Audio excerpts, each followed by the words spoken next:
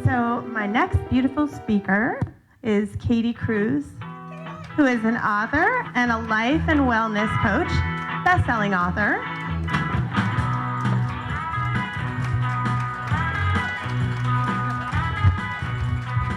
Oh, wow. I'm so excited to be here tonight, and I just want to start off by saying I'm so grateful. Thank you all for coming out and supporting the launch of Becoming Happy, and thank you to Kim, especially for putting this whole event together and allowing me to be a part of this book project, being my coach for many years and inspiring me to open my first salon and just really step outside of my comfort zone and honestly have the courage to be here tonight. So thank you so much, Kim, and for being an inspiration to, I'm sure, so many people in this room. I'm sure that most of you are here tonight in support of someone that you love. But maybe you're here because you saw the book title and you thought to yourself, I want to become happy. And in that case, thank you extra, because kind, happy people that do the work make this experience that we call life far more joyous. I had the honor last night of getting to know all of the other authors of Becoming Happy. And after talking with them and getting to know them, I am so much more excited about this book now than I could have ever imagined.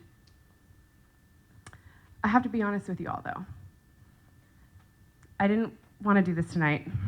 I didn't want to take the stage and be here in front of you all speaking and put myself in this vulnerable position. Throughout the course of this year, every time I thought about this speech, I actually had a loss of words. Because for a topic that I thought I was a so-called expert at, I was afraid of being an imposter in front of you all and not being able to share my truth. Of course, public speaking can be challenging, but more than the typical fears, my greatest fear of all was that I was gonna freeze and I wasn't gonna say all the things that were on my heart.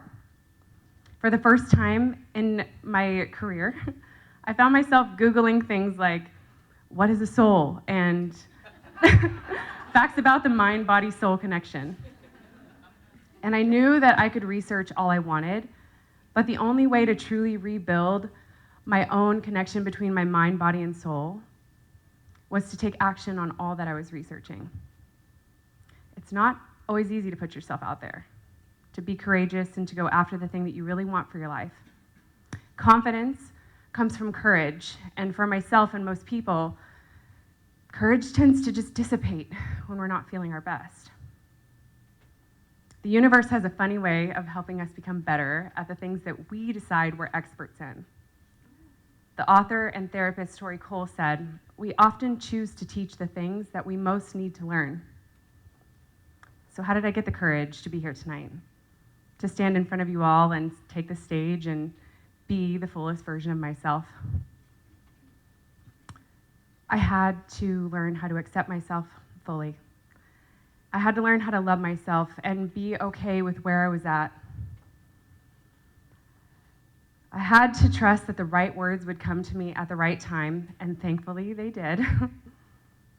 I had to be very conscious of what I was consuming, physically, visually, and verbally. I had to commit to daily workouts and movement, even when I didn't feel like it. I had to celebrate my wins, big and small, and I had to take things one day at a time, and sometimes 1 hour at a time. We have to understand what we're made of. We are just a body with a mind being observed and expressed by our soul. And our time here on this earth is temporary, so it's time that we make the most out of it. One of the best ways to get back on track for me has always been journaling and getting clear on how my time is being spent. Practicing gratitude and daily self-talks will not only shift your mindset, but it will help make your manifestations become your reality. Getting clear on where your time is being spent is essential to success and progression. So we all have the same 24 hours in a day. It's how we choose to spend it that dictates our future. Getting back into my flow and finding the courage to be here tonight came from going back to the basics. I had to coach myself. What would I tell myself to focus on or write about? By doing that, I ended up creating better systems, which helped me and then in turn helped my clients. Our hardships are our greatest teachers. And when we overcome them, we have the better ability to share what we've learned. I want you guys to think for a moment of somebody that's really inspired you, somebody that's done something very brave. They seem whole, balanced, and like they've got it all figured out.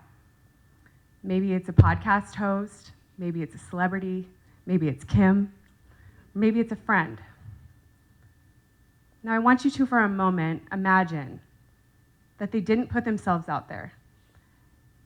They didn't have the courage to share their story with you. They weren't brave enough to just be bold and go after the thing that they really wanted. Where would you be today without their influence in your life? Your story can and it will do that same thing for someone else too. So choose to be brave. Choose to go after your goals.